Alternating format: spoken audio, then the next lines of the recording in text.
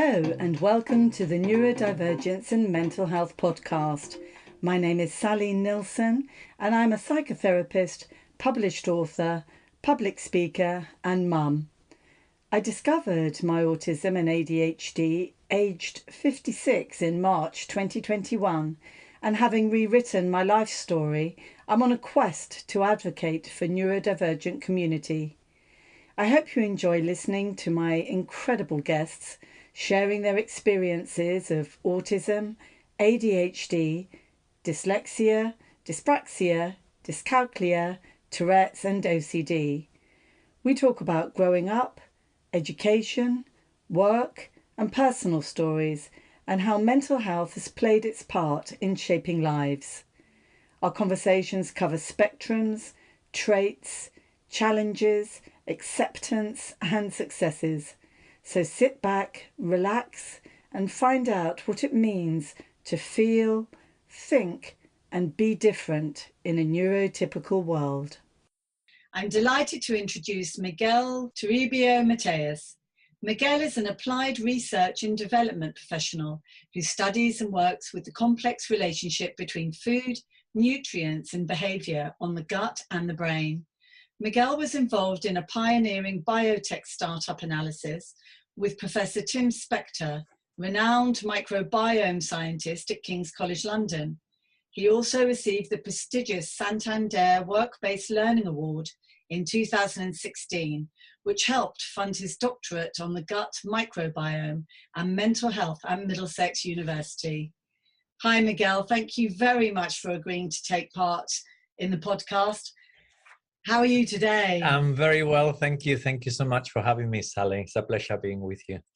Great. Oh, it really is. It really is. I mean, the reason I asked you on is because I really like the article you wrote on LinkedIn about the value of caring for others.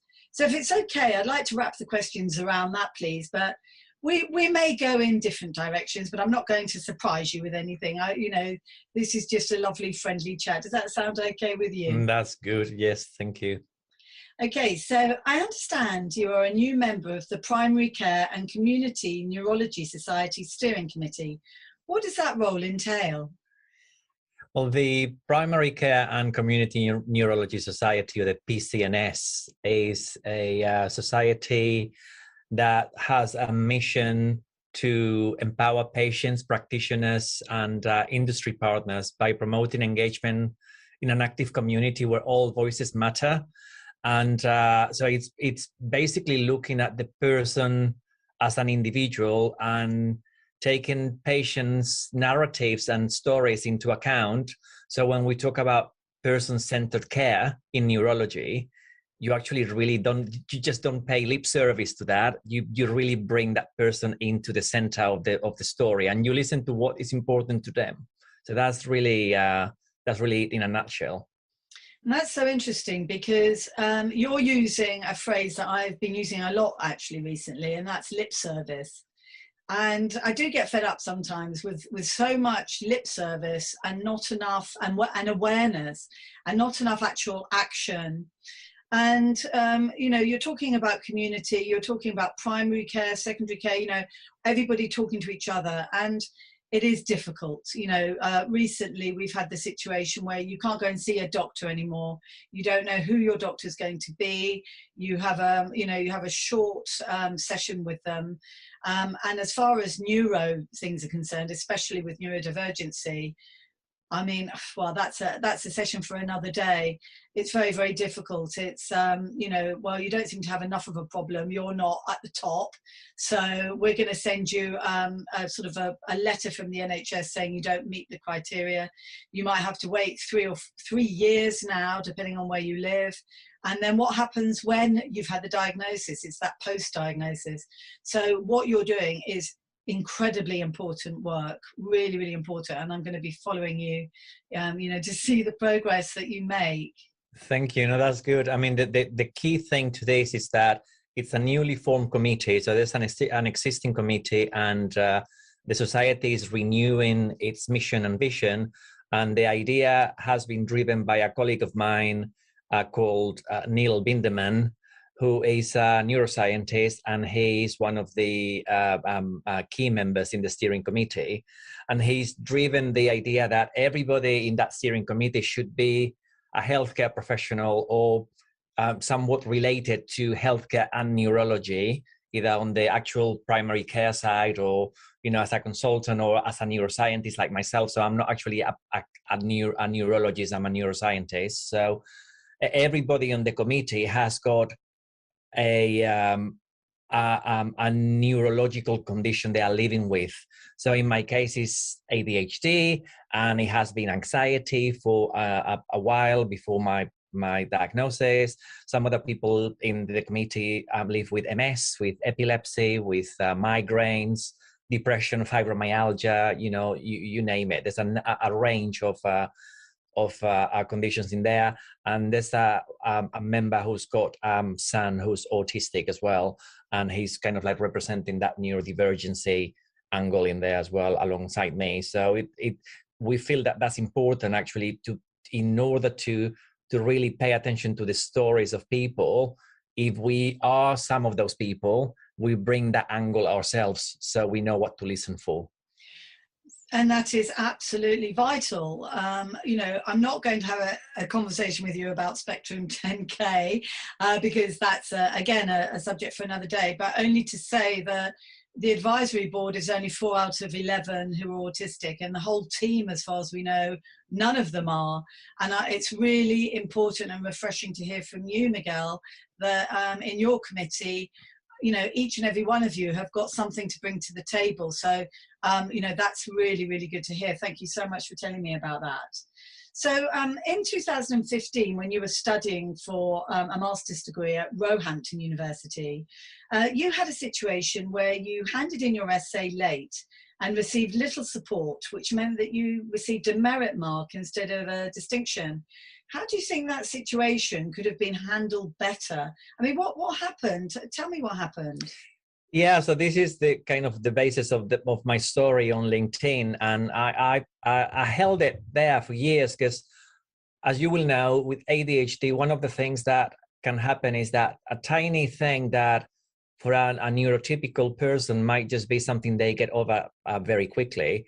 It might actually cause you a lot of pain, and especially if it's something that causes you a great deal of pleasure. And my studies are my source of dopamine. So I went back to university. I'm 48 now. So, when you go back as a mature student, life is grown around you. It's not the same as when you're in your 20s and you've got all the energy in the world. And my brain got a little bit worse during my 30s and my 40s as well. So my ADHD was actually rife at that point. It had been probably from 2012 that I had been looking at having an assessment, and I got kind of like scared and pulled in different directions, and I didn't do it until last year. But I was struggling with focus, with concentration a lot, and I did really well on the assignment. I managed to submit it to the university portal literally 1 hour late. Yes. And my supervisor, or the lady who was in charge of the course at the time, basically I sent her an email to say, I've sent the assignment an hour late. I'm very sorry. Is there any way that this can be taken into account? I didn't have a diagnosis at that point, so I wasn't going through the channel of the university support, which is non-existent for ADHD. There's dyslexia support, but there's no ADHD policy, as I found out later. Yeah. So anyway, I got marked down to 50%. I was gutted. And I still remember the email, sadly you have missed the deadline, so you will be capped at 50%. So it sounds to some people petty because I still got a 71%, 75 was first in the master's, and I got a first in my dissertation. But the average, because I got 50% in one module that was quite chunky in the weight, in the end I got marked down to 71. So I didn't get a distinction. And what I was driving at is the fact that as a mature student who has difficulty focusing and concentrating on subjects for a long time, to achieve that is actually really important. It's quite a source of pride in your personal achievement. And it actually hurt me quite a lot. It was kind of at the back of my mind all the time. And only last year when I got my diagnosis, I think, you'll know, you go through a lot of emotion throughout, after a diagnosis. You process things that have gone on in your life. And I was quite angry about that. Suddenly it was just right at the front of my mind, thinking, God, why did I get marked down on this? And it was making me feel really irritated. So I thought, I'll write an email and I'll explain what was going on at the time. I was actually close to somebody who had quite severe depression. So that was actually another factor that was affecting me. There was a lot going on. I had to travel 2 hours to the university and 2 hours back. And it was very old fashioned. There wasn't any online. There was all kind of like, you had to be there for the lectures and everything else. So there was a lot on my plate at that time. And I tried to explain. I didn't get a response for about 2 weeks. And then I thought, okay, I'm going to resend the email that I sent to this lady. I'm going to send it to the dyslexia support. There's only dyslexia support at Roehampton. There's no other support. I'm going to send it and I'm going to say, this is what has happened. Have you got a policy? Would you be so kind to explain whether you have a policy for ADHD support? This is what happened to me. I now have a diagnosis. I believe this was because of my ADHD. Is there any way of putting it right? Or at least if there's no way to put it right, can I let you know that this is what happened so you have an awareness? And if you have a policy on ADHD support, you are looking out for these kind of things because, I asked for 3 or 4 extensions to my essay.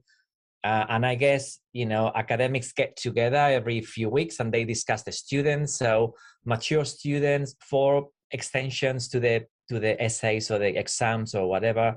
So I think it would have been nice for somebody to ask, are you okay? Do you need support of any kind?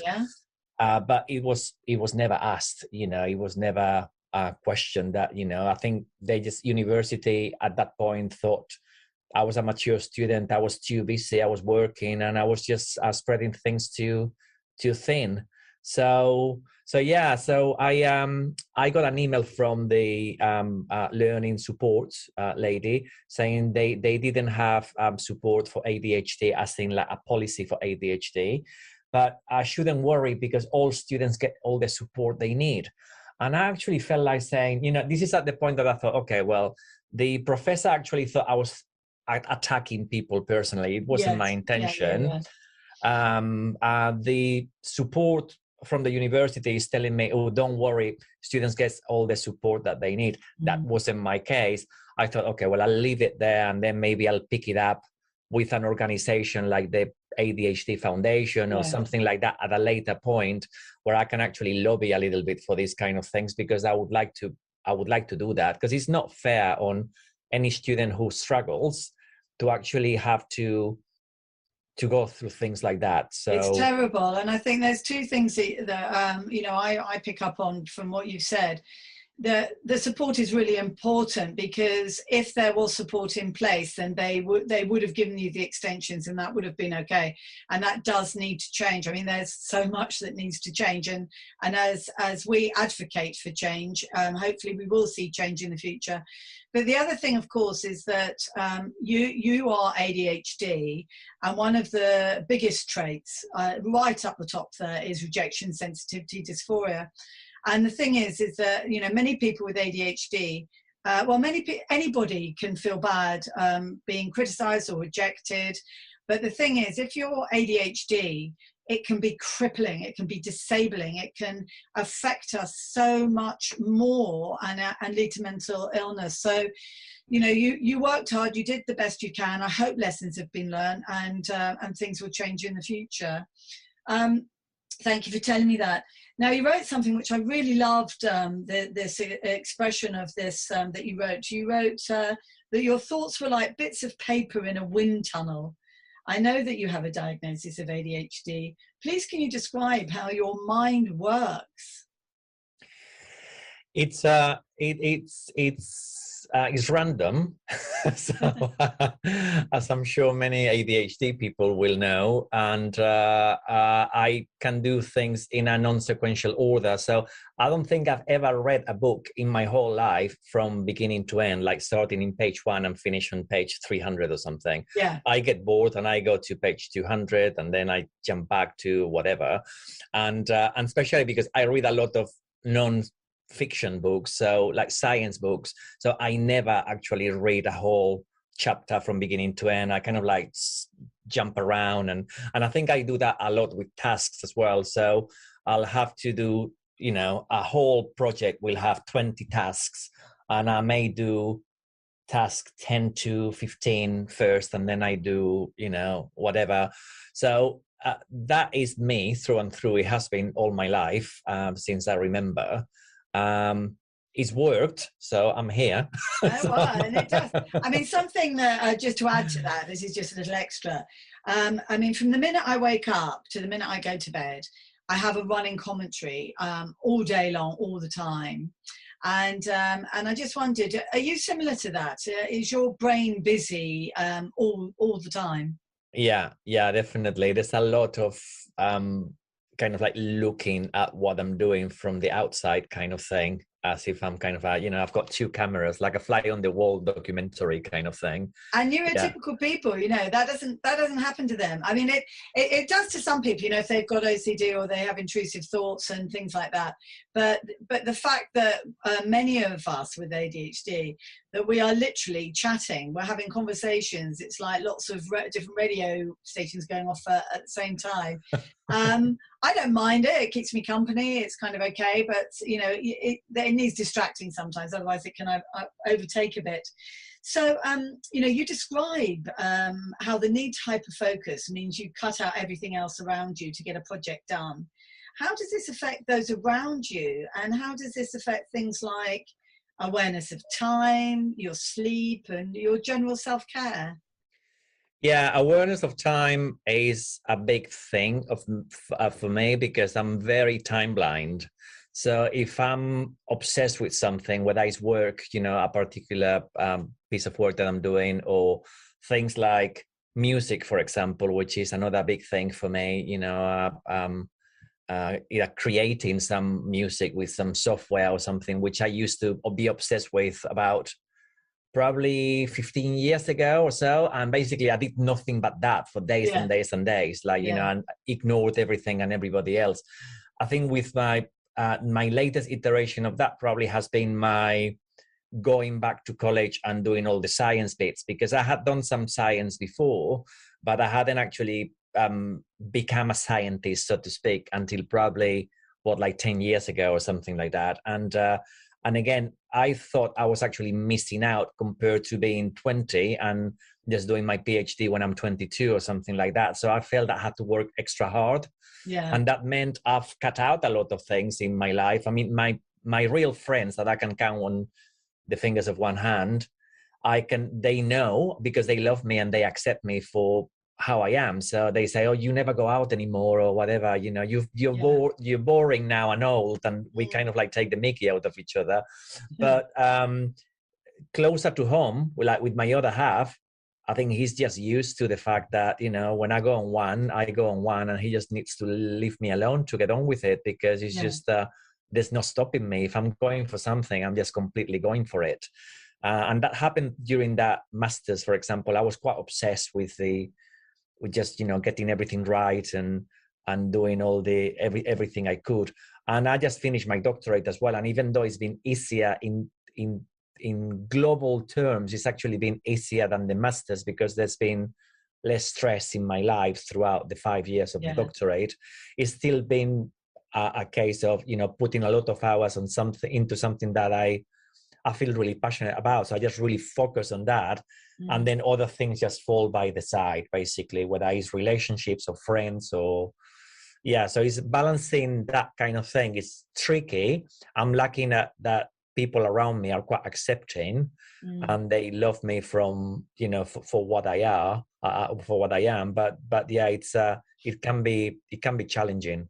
It can be, and it can annoy people, and you can feel isolated and lonely. And I certainly did, because for quite a long time now, my special interest has been in neurodivergency, and it's it's an impossible conversation to have with friends and family, because unless they are too, it's just too complicated, and you have to kind of steer away from it. But I'm trying to sort of climb out of the special interest and hyperfocus a bit. But it is an amazing skill. It's a great skill as well. A common trait of ADHD is the need to work for deadlines, as you said yourself, and I know how that feels. I find it impossible to get important things done unless I'm up against a tight deadline. And this was the case when I wrote my book. I could not have written it without being autistic and ADHD. I need the stress to motivate me, but of course this can lead to anxiety and burnout. Can you tell me about your experience of this happening to you? Yeah, so I'm very much the same. I'm from an early age. I remember my mom and dad. My dad is nearly 90. My mom is late 80s, and they're still quite with it. And we laugh about these kind of things because they say, God, I cannot believe you're doing a doctorate now. You're knocking 50 and finishing your doctorate because, do you remember when your dad was telling you, Miguel, study, because I would just leave everything until the night before. So that was me through and through from an early age. And in terms of recent events, last year, the reason why I ended up going to have an assessment was because I actually ended up quite burnt out. Yeah. And it was out of anxiety because I had to hand in my thesis. I had shed loads of work, stress that was crippling. And that stress with ADHD, again, people who are neurotypical might experience stress in a different way. When you're in a situation that you feel really pushed and kind of questioned, and it wasn't a nice situation to be in last year, and which made me leave basically. So I'm grateful in a way that everything has a silver lining. But yeah, I ended up really run down.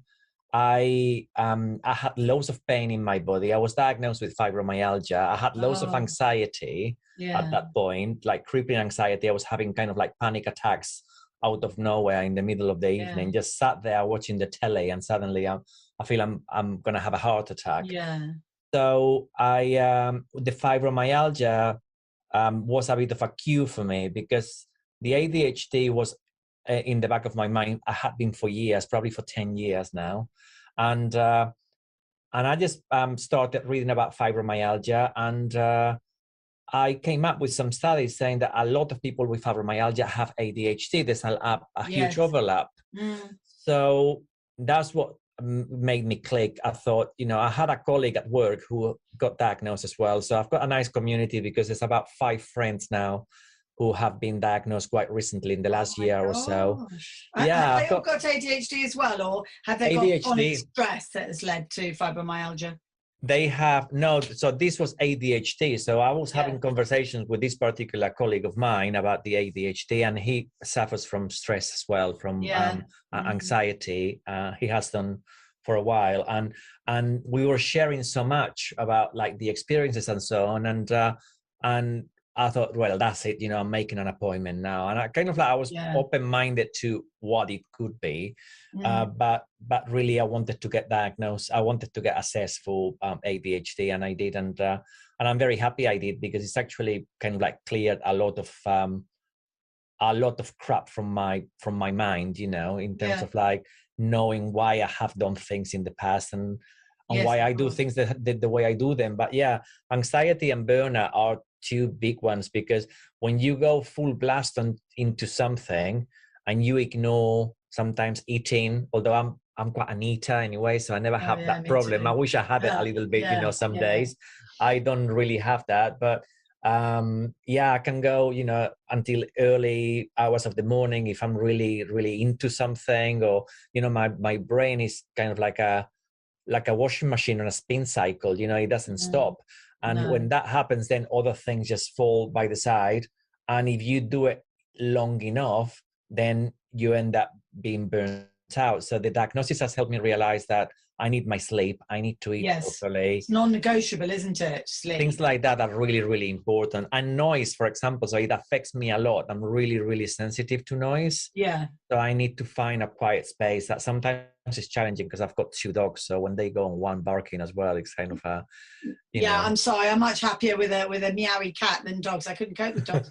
I mean, I've got to ask you, how's your fibromyalgia now, and what happens with fibromyalgia? Does it run a course and then go away? You tell me about that. Yeah, so the fibromyalgia is a little bit better. It comes in flare-ups. So basically, one day you haven't got any pain, and then the next day you have got pain, and it, out of nowhere. It is quite triggered by stress. So I now know that I cannot really get in a situation like I did last year, where I thought I could carry the world on my shoulders, and I couldn't really. And that was a really humbling situation as well for me, because I think for many years I just thought of me as being resilient, just doing, I could take everything. I could take any projects. I could do hours and hours. I could take like 3 jobs at the same time, because I smashed it. I just worked, Saturdays and Sundays, and I didn't mind. And last year I just thought, you know what, you may have been able to get away with it like 15 years ago, but you cannot now. And will you always have fibromyalgia, or can it go away? Well, I think once you have it, you have it. I think it can disappear. It's rare that it does disappear, although some people have actually experienced that. But well, I wish I absolutely, everything cross for you, and that you keep your stress levels down, and and you'll know how to do that anyway, and just you'll have your markers, you'll use your observing self, and you'll hopefully with your self-awareness you'll move through that. So what do you do what do you do to cope now? What sort of hobbies and coping strategies have you got to de-stress and to keep calm? So my dogs, even though they're a source of stress, they're a source of love as well. Like really, Labradors are cuddly, they're silly. So they're really good for distressing. And I think this time of the day when they are tired, I've got one of them just lying at my feet here. They are tired, they just want to cuddle. And I love that. I love just spending time with them, and with my other half, just that, just watching the telly or reading together or whatever we do in the evening. So I do enough highbrow things during the day that I don't need a highbrow evening. I'm quite happy watching Coronation Street and having a home meal, a home cooked meal. Well, that sounds heaven. I have to say that I'm binge watching Grey's Anatomy at the moment. That's good. I love it. I'm way into season 2, and it's perfect for me. Anything to do with hospitals, I'll just chomp it up. I love it all. So I really, really like that. So going back to the sort of assessment, why were you so scared of the prospect of an ADHD assessment, and what was the process like for you? How did you feel after the diagnosis? You mentioned a few things. Yeah, I wasn't scared. I mean, I did for years, and I'm still connected, although I don't do so much work with them anymore. I did work with a team of psychiatrists that provide support for a range of mental health conditions. They specialize in addiction care, particularly, and obviously there's a lot of overlap with other kind of areas of mental health in that particular instance. But yeah, so I knew psychiatrists were not scary. I think I was kind of scared to find out what could be there. If you go to a psychiatrist and start telling them, everything with your heart in your hand, what are they going to tell you? And how is that going to impact me, but also my relationships, my friends, all this kind of stuff. It's kind of like knowledge is power, but also it can be scary. I'm glad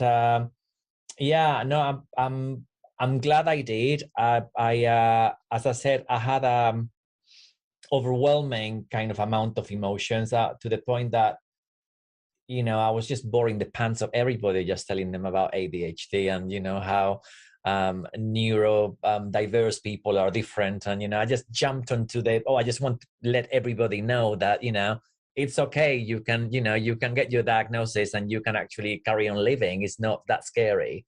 But be a bit careful though. I've certainly found that I've got the same with, my best friends. I count on one hand.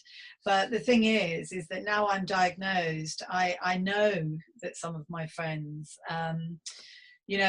some of my friends are probably ADHD as well, and I can't go around diagnosing people, and I would never do that as a psychotherapist. I don't assess, I don't diagnose, I just observe.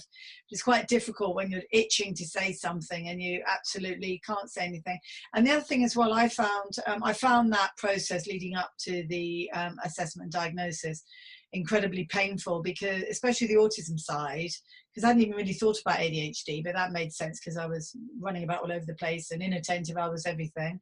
But it was feeling like I might be a fake, and the imposter syndrome and coming up, and because I'd always thought I was sort of mentally ill all the time, and then I realized I was just neurodivergent. And I think for me it was that, and certainly my clients coming to me when they're going towards assessment, they need a coach, they need a mentor. It's not just counseling and psychotherapy, it's having someone to hold your hand, give you resources, chat about, all sorts of things, and it needs to change. I think the whole psychotherapeutic training and delivery's got to be different when it comes to neurodivergency. Personally, I think that. And just going back to your experiences at university, specifically the first one, how did it feel when the neuroscientist at Roehampton didn't support you or validate your concerns and anxiety? That was the most shocking thing, because, and this is what I said to the learning supports lady when I emailed them. I said, what I find most shocking is that this happened in a department of neuroscience. So you think that there should be an awareness around an adult behaving in a certain way, inattentive about a deadline, looking a bit stressed, asking for 3 or 4 extensions out of however many modules, 7 modules, and, more than half you ask for an extension. And almost invariably it was like the day before handing the essay as well, or so it was kind of like very last minute. And I think, is there not a pattern in there that somebody really should identify and say, right, so when they meet whenever, every 3 weeks or every month, and they have a chat about the handful of people there, we were not hundreds, we were probably like 20 in some of the lectures. So they discuss them. They say, right, what about this guy? He's asked for 3 extensions. Anybody seen any strange behavior or anything that should, to flag up, to ask him? And when I detailed everything in my email, and I actually loved the lectures. I thought she was a brilliant lecturer, and actually was very complimentary in my email as well. But when I told her about all the stuff, I went into one kind of like long story, probably she got overwhelmed because my email was quite long. But she never actually apologized for, or she said, oh, she was sorry to hear it or anything like that. She it was all kind of, defensive, I think it sounded like. You need to be kind. You cannot just blame people, along the lines of that. And I just thought, actually, I think you just got the complete wrong end of the stick. I'm not blaming people. I'm just saying, I don't want this to happen to, 2 things. If my marks can be mended, then, if they can be mended, then that's great. But to be quite honest, I've moved on. This is like in 2016. It's not like a big deal. For me, it was more important that other people in my situation didn't face the same kind of stress that I faced, and they are not thinking about it 5 years later because they have this kind of like dysphoria kind of effect. I wonder how much has changed, and I wonder how long it's going to be before it changes significantly. I do happen to know that I have a friend who is a director at King's College, and King's College are very, very, very good, because I have a friend whose daughter has ME, probably fibromyalgia, and probably caused by stress as well. And the support that she gets at King's College is absolutely second to none. It's very, very good at King's College. And it was really good at Middlesex as well. I think you're probably going to ask me something around Middlesex and my degree. Yes, I mean, you went on to study at Middlesex, where the environment was very different, and we're told that adversity makes us stronger. What lessons have you learned from both of your academic experiences? Well, I think there's a certain amount that you can change instead of just saying, right, I've ADHD. My brain is always going to lack some of the dopamine that I need to focus or to, to get me motivated to do things. So I just take that kind of like lying down. Yes, it's always going to be like that. Yes, medication might help. Some days that it helps better than other days. Yeah. So it's not a super miracle. Some days it helps you feel more motivated, some days it doesn't. But it's about how, when you were talking about this fly on the wall documentary situation where we are observing ourselves all the time and the inner dialogue that we have with ourselves, and that can be a good thing in terms of like, it raises your self-awareness of things that happen in your life.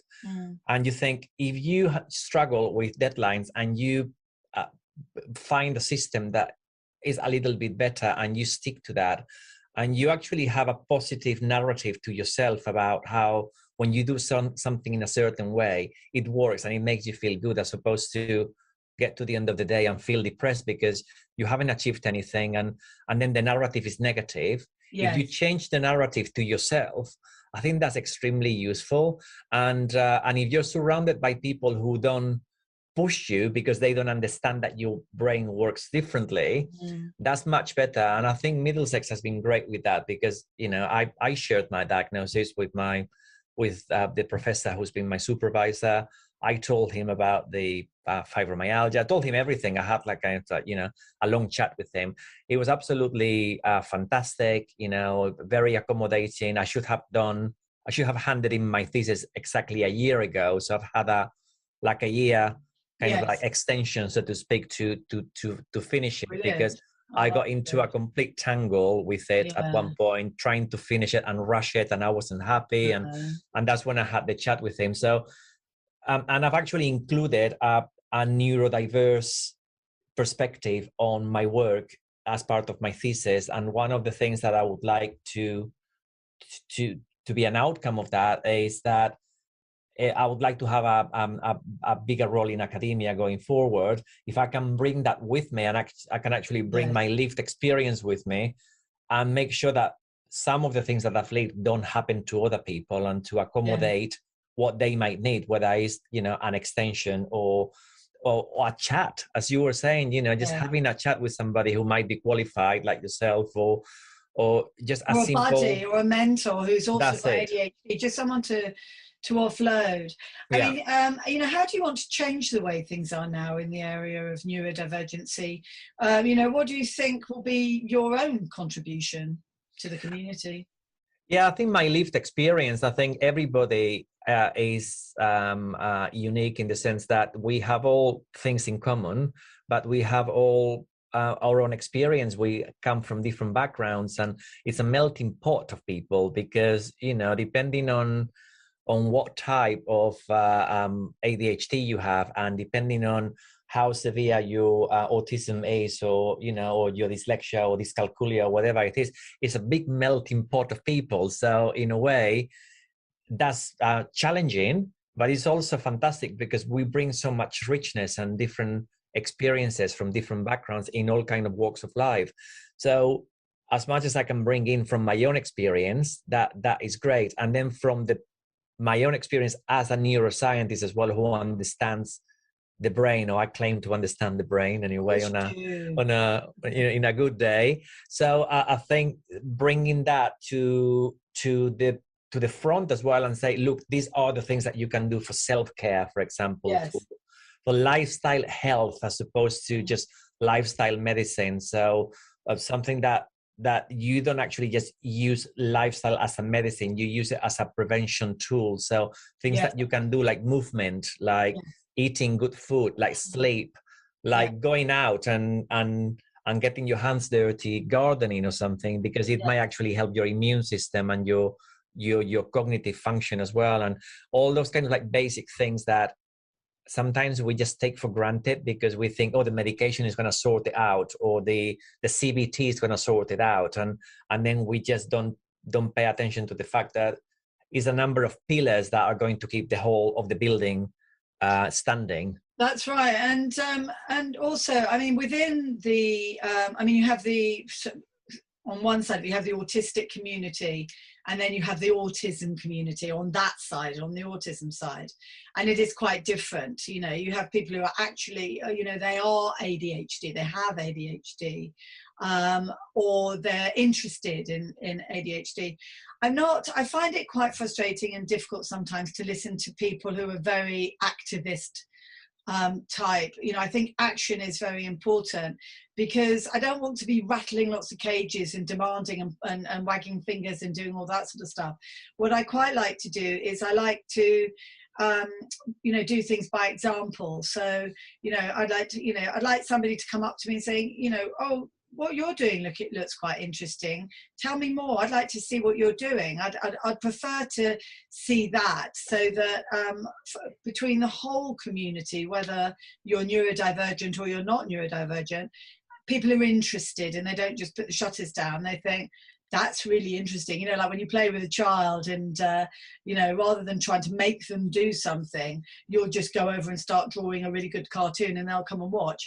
You know, just, you know, showing by example, I think is good. Now, I see one of your areas of interest is, of course, the microbiology and gut health. And us ADHDers, we're rather paradoxical. I mean, I take a gut supplement and I eat gut-friendly foods. I drink lots of water and I make sleep a non-negotiable priority. Yet, I eat too much red meat and I love sugary foods and carbs. So what top piece of advice would you give to people to ensure a healthy gut and better mental health? It's interesting that the signature of a gut in a person with ADHD is slightly different to somebody who is not ADHD, and there's some good indication of that, because there's been loads of studies done, particularly in children, where the microbiome is changing quite rapidly. So it's actually even more challenging to identify what might be a pattern for the ADHD microbiome versus a non-ADHD microbiome. And I'm actually involved in a clinical trial that should be published soon. Is actually being peer reviewed on the effects of kefir, the fermented milk. Yeah, I have that every day. That's good on the symptoms of ADHD in children. So it's a pilot study. Should be out there for people to read soon. With a lovely lady, Kate Lawrence from St. Mary's University as the lead investigator, clinical psychologist from St. Mary's, and a group of other people from Goldsmiths and St. Mary's, and me. But the gist of it is that fermented foods are a really good source of a diverse colony of a community of bacteria that are, because it's a food matrix and it's kind of as nature intended.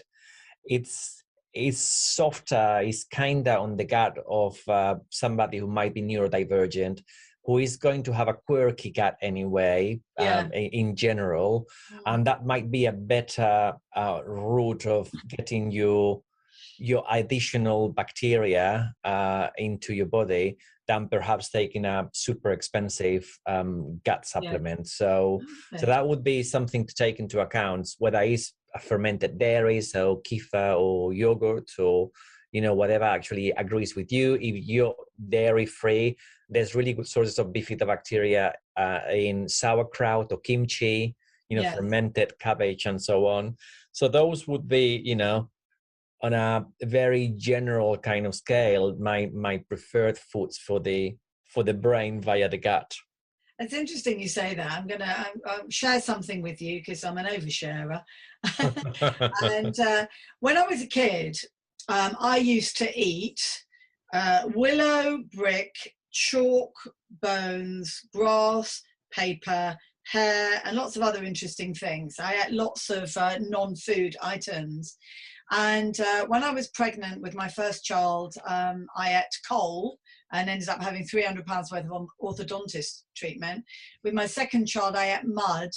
And in 2007, I was diagnosed celiac, and I'm ADHD. So, you know, what you're saying about, you know, my flora in my gut, you know, my small intestine, the villi within, and, you know, all those sort of things. I mean, I've been gluten-free for all this time, and my blood tests are coming back as not celiac now. So I'm doing a good job, even though I'm eating sugar, which I really shouldn't do. But, you know, is that the sort of thing you're talking about? Yeah, I mean, it's just it's a matter of actually making sure that your diet is varied, and you're eating a range of different nutrients from particularly for the microbiome, fresh sources like, you know, plants particularly, so fruits and vegetables, not so much coal. I'm not sure what the role of coal is in the microbiome. Mud, however, you know, if you have loads of bacteria in mud, the way you get them into your body is sometimes it's interesting, because if you you know, if you rewind and put yourself 200,000 years ago, when we were kind of like, you know, running around and getting muddy and we didn't think anything of it, we got a lot of bacteria from the earth, from the soil, from picking up, you know, dirty fruit as we were hunter-gatherers. And those bacteria have actually played a role in colonizing our intestines. So we are less exposed to that, because if you live in a city and you live in, you know, in a place where you haven't got access to the outside easily, you live in a flat, for example, you might not get to touch the soil or to do gardening, or and then touch your mouth or touch your skin. Whenever there is a touch of, you know, whenever your hands are dirty, you're likely to at one point touch your face at one point or another. We humans, we do that all the time. Of course. So it's a source of those microbes that are actually in the soil that may not actually stay in your gut, but they play a role in how your immune system works, and they do for all animals, not just for humans. But that's quite an interesting kind of thing. You know, the soil thing that you mentioned, you may have got some bacteria out of that were actually good for your gut. Well, you know, I am so much about the fact that we're humans. We're just a species of animal. We're very like chimpanzees and bonobos and gorillas. I know one of the things as far as mindfulness and something that's very good for us is to actually walk in the woods and take our shoes and socks off and walk on the soil. Is very important. I mean, we've always been a very muddy family, throwing the kids in the mud, eating mud, and all of that sort of thing. Nevertheless, I'm still celiac, but it's, you know, it's just the way it is. But I think your studies are absolutely fascinating, and I will definitely keep following you. And you know, I've absolutely, you know, loved our you know, our interview today and talking to you today. I've learned an awful lot, and I just think, you know, just the other thing as well is that ADHD people, we are hunter-gatherers. We are the ones that the minute we wake up in the morning, the ideas start popping like popcorn. We want to get out there and start finding things and problem solving and finding solutions and doing all these sort of different things. We were put on the planet to do that. So listen, society, and listen, neurotypical people out there, you need us, because we'll find things for you in detail, hyper-focused, and you know, it's all good stuff. So thank you once again so much, Miguel, and I hope to have you perhaps on the podcast again in the future. That'd be lovely. Thank you so much, Sally. I really enjoyed myself talking with you. Thank you. Thank you so much. Thank you very much for listening to the Neurodivergence and Mental Health podcast. Links and resources will be at the end in the show notes. I very much look forward to meeting you again. Thanks for listening. Bye.